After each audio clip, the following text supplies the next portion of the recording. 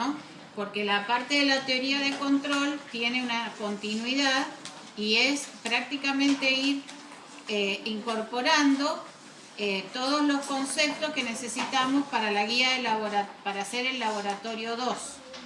Entonces tenemos que avanzar en la unidad 1, en la unidad 2, en medición de caudal y en algunos temas de válvulas que también vamos a ver antes de hacer el laboratorio.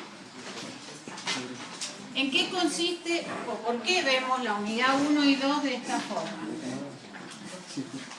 ¿Se acuerdan que habíamos visto que en un lazo de control teníamos una función de transferencia del controlador, una función de transferencia del proceso, al cual le medimos una variable que llamamos variable controlada? Esa variable controlada es censada y realimentada a un controlador en donde ingresan dos variables, porque realmente el controlador es todo esto. El controlador es todo esto. Resuelve la diferencia entre el set point o variable de referencia o variable controlada y mi variable controlada transmitida. En función de la diferencia entre estas dos variables aparece un error y el controlador genera a la entrada del proceso una corrección, que es lo que llamamos variable manipulada. Entonces, si miramos en este ejemplo, este programita tienen para subirlo de la página. Cuando yo cierro mi controlador, que se acuerdan que yo les había dicho que eso lo vamos a ver en la unidad 2, todavía no, pero cuando cierro el lazo de control aparece el valor deseado, esa línea amarilla, que es esto. Hay una medición de la variable nivel en este caso, que es el valor que vemos acá, y en función de la diferencia entre este valor y este, la corrección MDT ajusta la posición de una válvula. Esa posición de la válvula hace que el caudal que entrego al proceso vaya cambiando, es esto, vaya cambiando y vaya corrigiendo CDT hacia el valor deseado. Si yo quiero finalmente que mi variable controlada coincida con el valor deseado. Entonces, por ejemplo, yo hago un cambio de set point acá, de 4 a 5, ¿y qué pasa? Mi variable controlada se va corrigiendo y se va acercando al valor deseado. Eso es lo que yo quisiera siempre.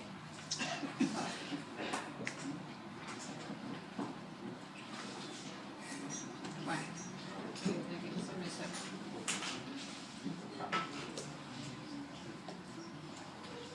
hice el cambio de 4 a 5.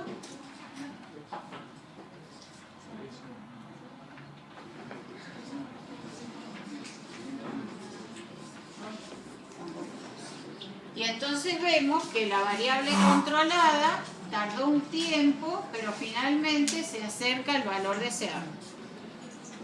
¿Por qué la respuesta MDT tiene esta forma? Porque mi variable manipulada, que es esta expresión, es una función que va a depender del error, de la integral del error y de la derivada del error. Esto genera que haya tres parámetros de ajuste: la ganancia proporcional, la ganancia integral y la ganancia derivativa. ¿De qué forma mi controlador está tomando la decisión de cuánto corregir, es decir, de cuánto abrir acá la válvula? De cuánto abrir la válvula es una expresión que tiene en cuenta la diferencia entre este nivel, que es lo que realmente estoy midiendo, que es esto, el valor deseado, que es la línea amarilla o set point, Y esa corrección tiene en cuenta de tres formas el error: proporcional al error, proporcional a la integral del error y proporcional a la derivada del error. Por eso el algoritmo se llama algoritmo PID: proporcional, integral y derivativo. Pero los detalles de por qué ajustamos estos tres parámetros ya lo vamos a ver la clase que viene. Ahora, ¿qué es lo importante acá también? Que si este controlador se comporta como solo proporcional, este algoritmo, al recortar la acción integral y la acción derivativa, suma lo que llamamos vías o polarización. Y esto es lo que usamos en el primer laboratorio. Por eso préstenle atención a esta expresión, que es el comportamiento cuando el controlador es solo proporcional. Responde solo proporcionalmente al error. No hay ni acción integral ni acción derivativa. Bueno, ahora, si uno mira en este proceso, si yo lo vuelvo a poner en modo manual, ¿qué significa que esté en modo manual? Que yo como operario manejo la posición de la válvula. Entonces, no hay una realimentación, es decir, no hay un lazo cerrado que tome la decisión de cuánto corregir, sino que yo, de la forma que quiero, voy perturbando la entrada al proceso. Supongamos que la entrada del proceso la perturbe en forma de escalón. Es decir, yo generé un cambio instantáneo, cerré la válvula de entrada de golpe, eso llamamos cambio escalón, a una variación brusca desde un valor a otro valor. Y el proceso respondió de esta forma. ¿Qué es lo que yo veo? Que yo le cerré la válvula de golpe y no disminuyó el nivel acá instantáneamente.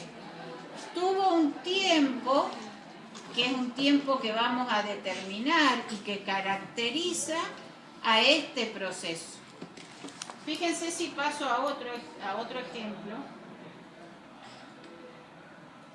A este intercambiador de calor, y yo acá cambio la cantidad de refrigerante que ingresa de 39 a 50.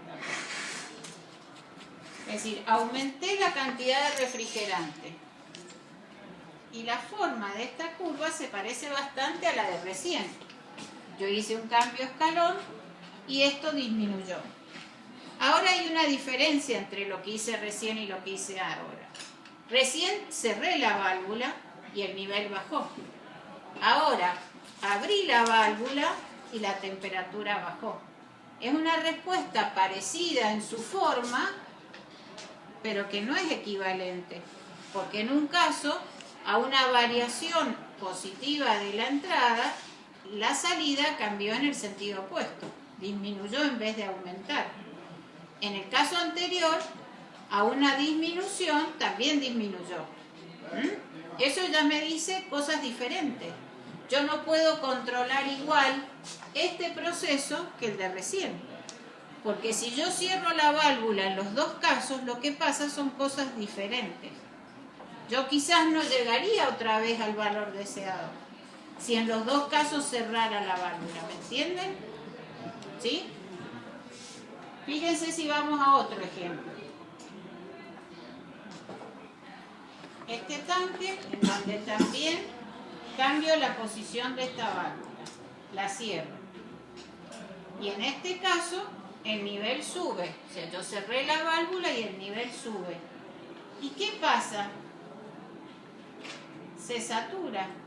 Si yo miro esta respuesta a un cambio escalón, los de recién hacían como una S y se estabilizaban en un nuevo valor. Y sin embargo cerré la válvula de salida un poco y el nivel subió, subió, subió sin límite hasta que se rebalsó. Es una respuesta también diferente. ¿Me siguen? Si vamos a otro ejemplo, este intercambiador, yo por ejemplo, en este acá perturbo aumentando. Y esta respuesta es inversa, parecido al segundo caso, pero tiene una forma de S, ¿ven? La variable se estabiliza en un nuevo valor, no se satura como el de recién. Tiene un cambio, una forma sigmoidal de cambiar, pero se quedó en un valor diferente. Entonces, lo importante a la hora de ajustar este controlador es saber cómo responde mi proceso. Porque a cada proceso lo voy a controlar de una manera diferente. ¿Por qué lo voy a controlar de una manera diferente? Porque si yo a todos les hiciera acá el mismo cambio escalón, no todos darían la misma corrección ahí. Porque estamos viendo que cada uno responde de una manera característica. Entonces, en la primera unidad, lo que vamos a hacer es mirar un poco el proceso. Analizar el comportamiento del proceso a través de una herramienta que se llama función de transferencia. Por eso acá yo puse en todos los casos la letra G. Esta G es una función de transferencia, que es una función matemática que caracteriza el comportamiento de ese bloque, de ese proceso. También habrá una función de transferencia que caracterice a este controlador. También hay una función de transferencia que caracteriza al sensor. Cada elemento de mi lazo cerrado, controlado, tiene una determinada función de transferencia. ¿Cómo se define esa función de transferencia? Como la relación entre la salida y la entrada, que en cada caso va a ser diferente, o no, o puede ser parecido. Entonces, por eso, en esta primera, bueno, y fíjense, si yo este primer ejemplo, que por ejemplo, a lazo abierto, sin control, su respuesta fue esta,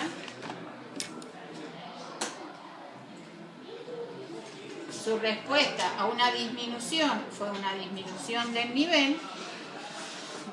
Si yo cierro el lazo de control, le pongo un controlador PID, y por ejemplo, ajusto mi controlador solo en proporcional,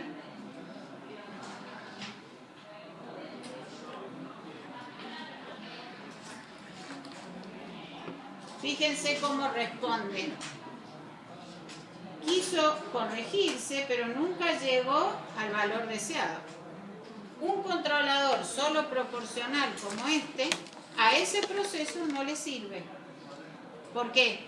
Porque se fue acercando, quiso corregirse y llegar a ese valor que es lo que yo quería ahora, pero no llegó. Se estabilizó en un nuevo valor, pero no era lo que yo quería. Pero ahí sigue habiendo error, ¿por qué no sigue actuando, digamos? Y porque el error es constante, ¿sí? Esta diferencia es constante. Cuando el algoritmo es solo proporcional, es el producto de algo constante por una constante y le sumo una constante. MDT no cambia más. MDT se volvió constante también, por eso no corrige más. Eso se llama error de estado estacionario o error de offset. ¿Qué sucede?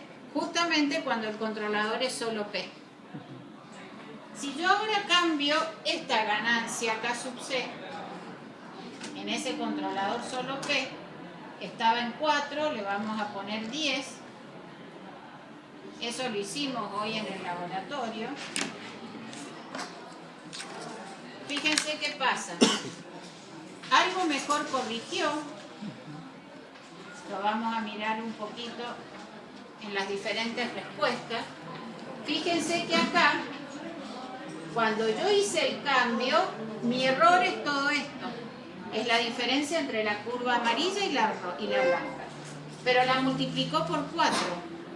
Y después estos errores que iban variando, los siguió multiplicando por 4. Pero después, cuando el error se volvió constante, multiplicado por 4, quedó acá. Cuando ahora mi error cambió a este valor, lo multipliqué por 10, corrigió un poco más al principio, pero otra vez cuando el error empezó a ser constante, volvió a quedarse sin corrección. ¿Y por qué se volvería el error constante si todavía sigue habiendo una diferencia?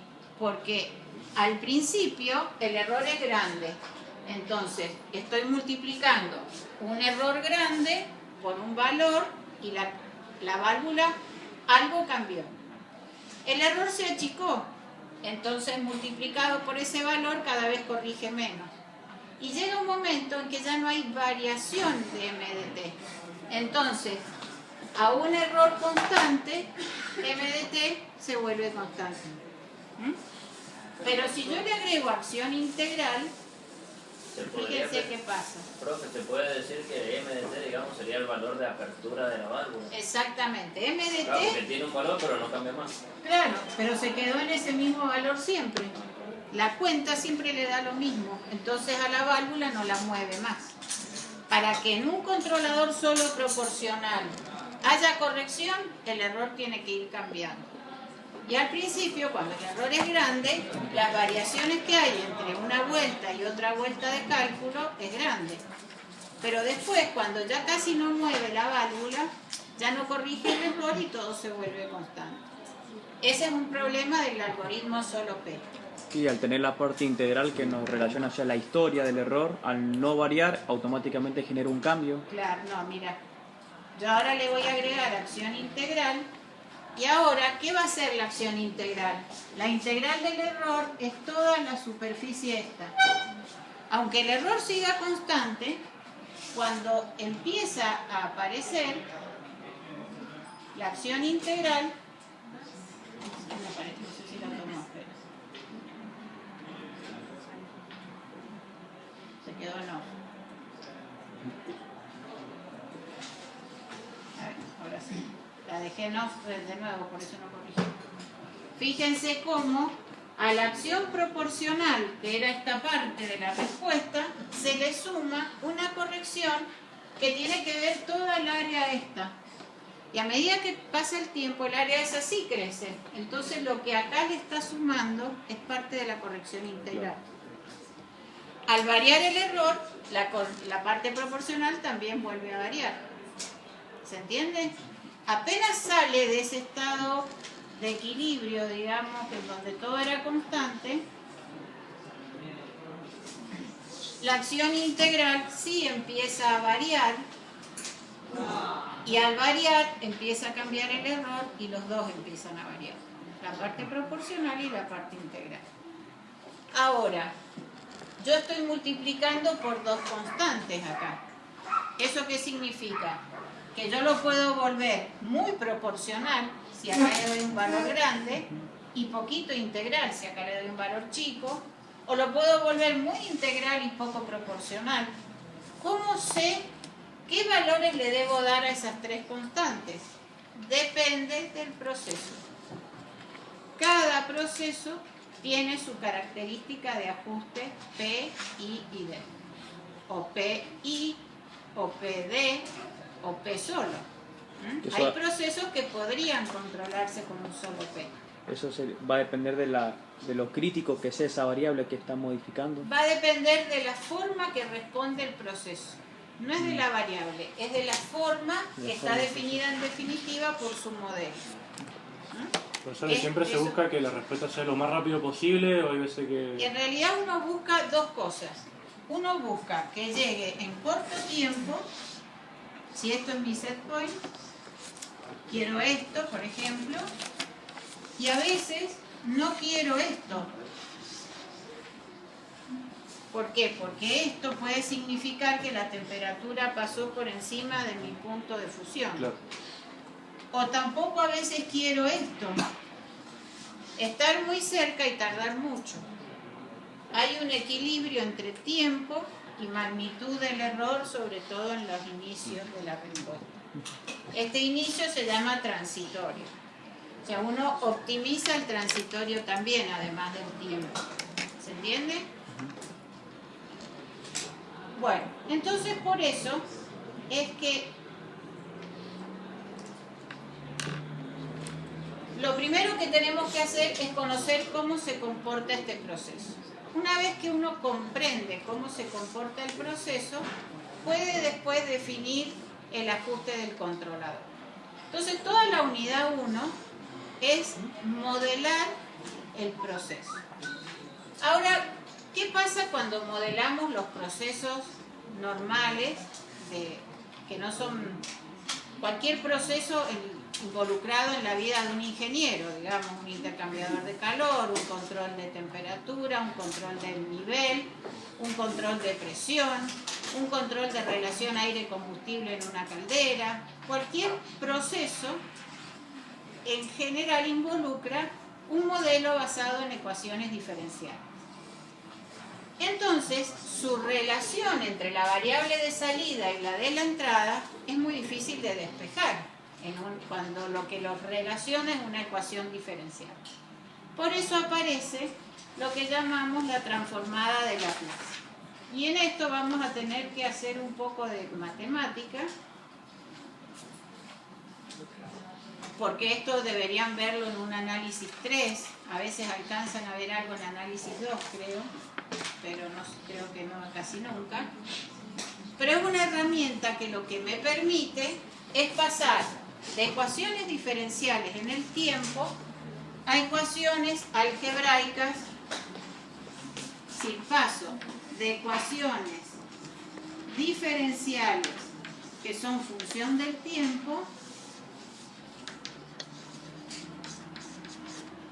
a ecuaciones algebraicas en el campo de la variable compleja S. Y lo que yo estoy aplicando para pasar de acá a acá es lo que llamamos transformada de Laplace. Este símbolo es el símbolo de una transformada de Laplace.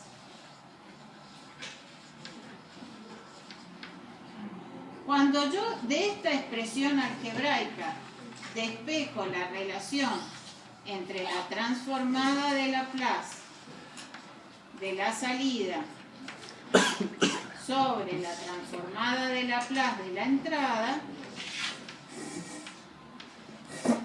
lo que encuentro es lo que llamo función de transferencia, que es una expresión algebraica. ¿Es una variable imaginaria? Es una variable compleja que no la puedo visualizar porque no es función del tiempo, pero me permite trabajar. Es como, yo siempre digo, es como aplicar logaritmo y después hacer el antilogaritmo. Bueno, acá es más o menos lo mismo. Quizás las profesoras de matemática me maten, pero es la herramienta que me permite llevarla a una expresión algebraica, despejar y al antitransformar volver al tiempo. Pero yo necesito hacer el doble camino de transformar y después de antitransformar para volver al tiempo. Pero el trabajo matemático de la función de transferencia en el campo de la variable compleja ese es mucho más sencillo que trabajar con ecuaciones diferenciales. ¿Cuál es también la situación? Que una vez que uno modela esto con su función de transferencia, ya sabe cómo se comporta. Porque el paso al tiempo de nuevo es un paso que es simplemente intuitivo, porque todas las funciones de primer orden se comportan igual, todas las de segundo orden se comportan igual, y yo una vez que determino esa relación conociendo la función de transferencia, ya directamente puedo imaginar cómo va a ser esa respuesta en el tiempo. Entonces vamos a hacer primero algo de modelación para que ustedes se den cuenta cómo estoy encontrando ese modelo matemático y vamos a introducir transformada de Laplace. Yo les voy a enseñar la transformada de Laplace desde una visión de usuario. Si no vamos a entrar demasiado en la teoría matemática, porque no corresponde, porque además no tenemos tiempo, sencillamente vamos a tratar de ser usuarios de la transformada de Laplace. Por eso en el parcial pueden traer las tablas, nada de eso está prohibido, y van a trabajar simplemente aplicando la transformada de Laplace. ¿Se entiende eso? Yo lo que les voy a tomar en el parcial Son algunos conceptos muy básicos